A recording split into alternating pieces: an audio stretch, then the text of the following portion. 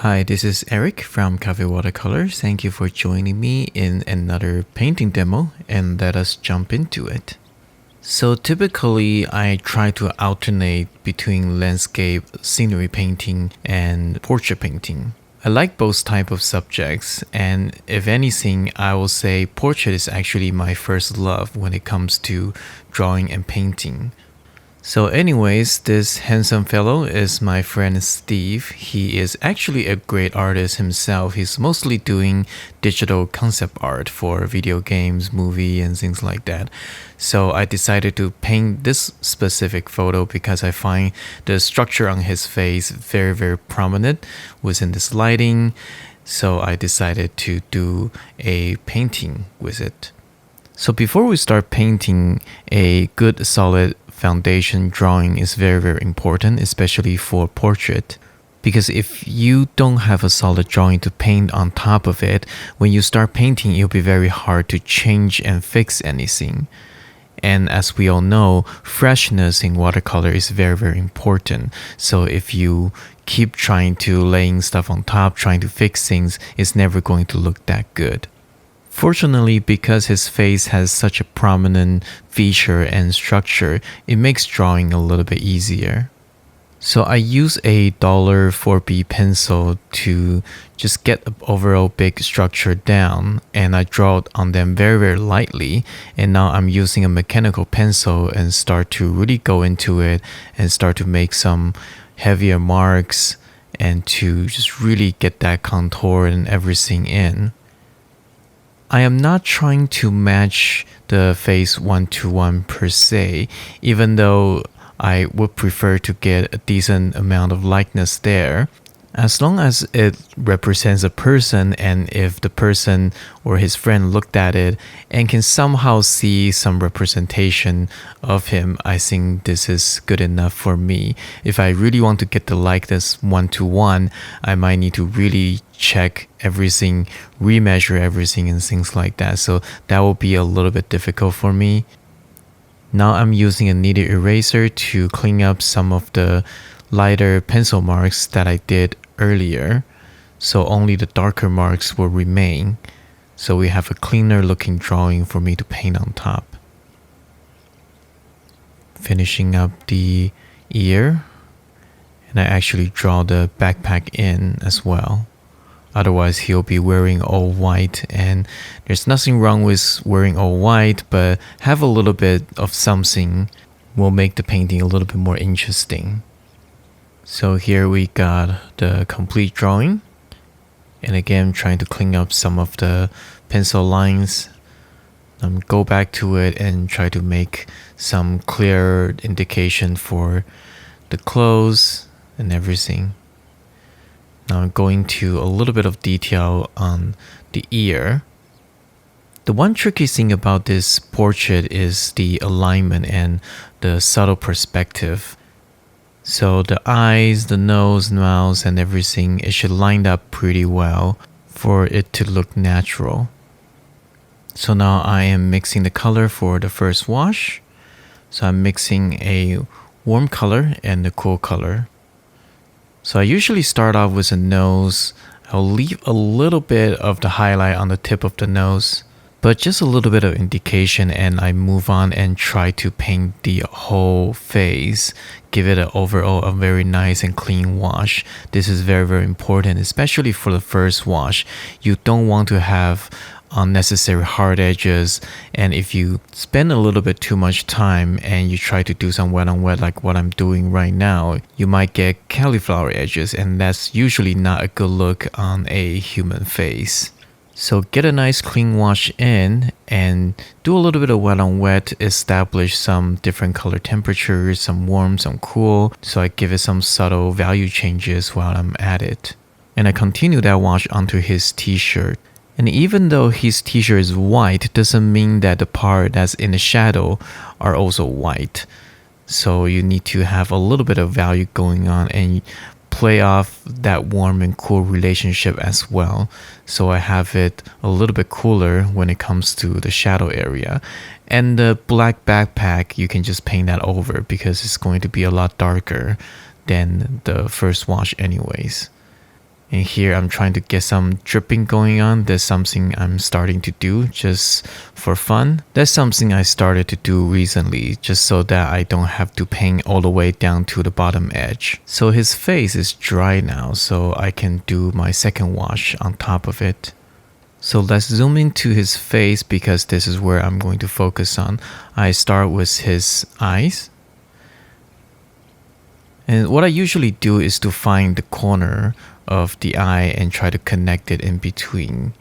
And at the same time, I'm trying to continue that small wash onto the iris. So in a way, I am trying to connect the shape, even though there are small parts of the face, the eye. Try to connect them as much as possible. So the challenging part is to paint and connect them while changing the colors. But one thing I do in the portrait is that I will soften the edge with a damp brush. So I will wash off the paint on the brush and I'll dry them so the brush is nice and damp and clean, and I'll soften the edges. So you can see I soften some of the edges at the bridge of the nose and around the eye socket, just to have a little bit of transition going on from dark to light. But as you can see, I am slowly expanding this shape, this wash, from the eyes to the nose and now to the philtrum and the lips. So if you kind of squint your eyes, this is one continuous shape, and that's the purpose of this second wash. And now I extend that wash out to his cheek, and I will also able to darken that dark area on his face. So this is the part that understanding the structure of the face really helps, because then you will understand where should you leave some hard edges, where it should be lighter, where it should be darker, which side is facing the light and which side is turning away from the light, and so on. So the whole second wash is really just to lay down another layer of value while doing a little bit of wet onto wet and have some color variations while you're at it. So while it is wet, I add a little bit of soft details for the side trim of his hair. So it's kind of semi-transparent and it shouldn't have hard edge because it's very thin layers of hair. And now I'm just filling up the first layer of his hair. So I treat the hair as a big shape with a little bit of value variation. So you can see for this portrait, the overall shape and structure is the more important thing, not detail. So even though there's a lot of little details on his hair in the photo, I just tend to stick with the bigger shape and to make it look dimensional, and the overall silhouette of the hair looks good. So with the second wash dry, I'm starting the third wash. Now we already established the basic structure, the overall structure of his face. So now it's time to start to add just a little bit more emphasis on certain areas of his face. Now definitely the iris. He's an Asian like me, so we both got dark eyes. But the really dark part should be the pupil. The iris itself, you don't need to fill everything black, otherwise the eyes is going to look a little bit dead. You want a little bit of transparency there. And you can also see I'm making some dark indication here and there at the corner of the eye and now the nostril area. I usually don't like to make nostril really dark because that doesn't really look that good, just my personal preference. So I'll make a darker and warmer color, and I'll actually connect that to the dark side of the wing of his nose. I make the color just a little bit more saturated because even in the photo you can see that it got this nice warm glow on his face. Could be the sign that he's really healthy, or just the sunlight is really warm, and the surrounding, his surrounding is actually mostly warm color too. That rusty wall and the bounce light from his own skin also contribute to that warm glow there. Plus watercolor dries lighter and especially warmer color, so don't be afraid to go just a little bit more saturated if you need to. Add some more dark at the corner of his mouth and some part of his lips, just to add a little bit more indication of dimensionality. Now I added another layer to the dark side of his face, just to have that contrast up a little bit more. But be really careful when you do that. You don't want to start painting too many details and too many layers. Too many layers on a portrait, you will start to make the face looking dirty. And it takes practice and learning as well, because when I just starting to paint portrait with watercolor, I tend to make the mixture a little bit too light, so I will have to start to keep adding more layer on top of it, and it start to look dirty as well. So as you paint more, as you're more experienced with watercolor, you'll get better at mixing different consistency of paint, and you will know when to use them, and your painting will start to look more and more clean and transparent, and at the same time you will have enough intensity. So now I'm painting another layer on his hair.